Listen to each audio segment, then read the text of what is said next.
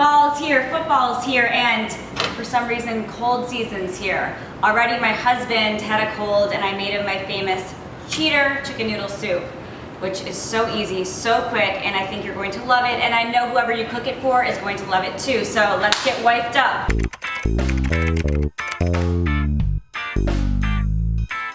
Here are the things that you're going to need, okay?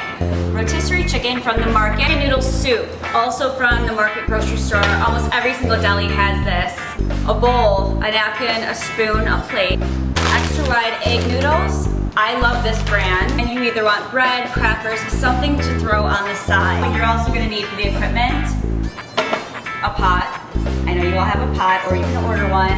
A ladle or spoon, and then you're gonna need a knife and a little butter. That's the secret to this soup. You're also gonna need either a lid or a strainer to drain it, okay? And some salt and pepper.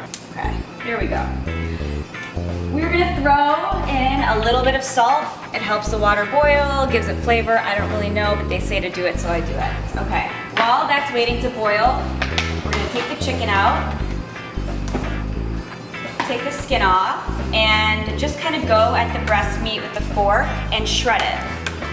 There's no real science to this, you just want to do it in bite-sized pieces. If you don't want to use chicken, you can use tofu, you can use substitute meat, whatever works for you, or your kid's loved one, it's all the same. But this chicken is so tasty, juicy, awesome. You can use it in so many recipes, and I love it for soups. I like to throw in a little under half a bag. And the important thing with the noodles, you want to stir them every minute or so and make sure that they get soft but not mushy. You don't want these al dente. Nobody wants to eat chicken noodle soup like it's some fine Italian pasta. They say to cook them about 8 minutes. For a novice, I suggest setting a little timer on your iPhone at 6, and then you can check it all the time. Do it just like the recipe says. We're gonna combine the chicken with the broth. This can kind of warm the chicken up and make it all nice together. We'll let this sit and just kind of move these guys around.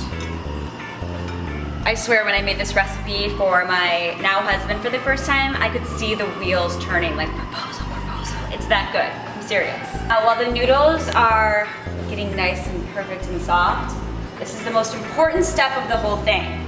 Get rid of the evidence. Okay, you gotta get rid of the chicken and this container because you want them to think it's homemade, right?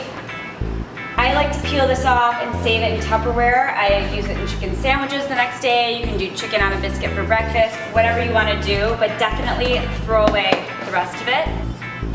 These are about done. This whole meal takes about 5 minutes, and I think it costs around, depending on your market and what part of the country you live in, $10. There's always sales on chickens, so look out for that, especially at the end of the day.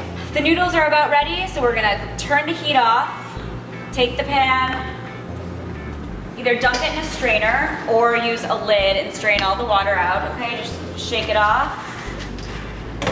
Dump it back in the same pot. Don't burn yourself. You know, we're not perfect here. Some falls, that's totally fine. Now, I like to add butter. Tastes better. If you are cooking for someone who's health conscious or kiddies, like maybe don't add the butter.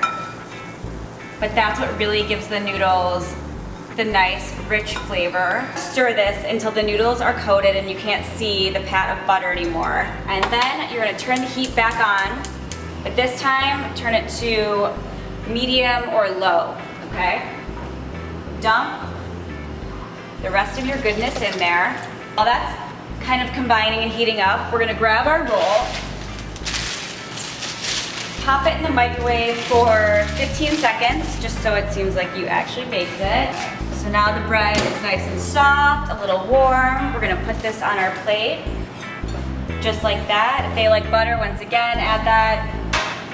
Whatever floats your vote and theirs. Okay, turn the heat off. Dump it in. I like to dump the broth and then take the actual contents and kind of add those separately. That way you're getting a nice equal ratio for what you want. Okay, salt and pepper to taste. Like, what does that even mean, to taste? I don't know what it tastes like because I'm making it for someone else, but I like to add just a little bit, especially pepper to give it color. Salt because remember, these noodles had nothing on them before. Mix it all up and there you go. I promise you they will love this so much that you'll never have to cook anything difficult again.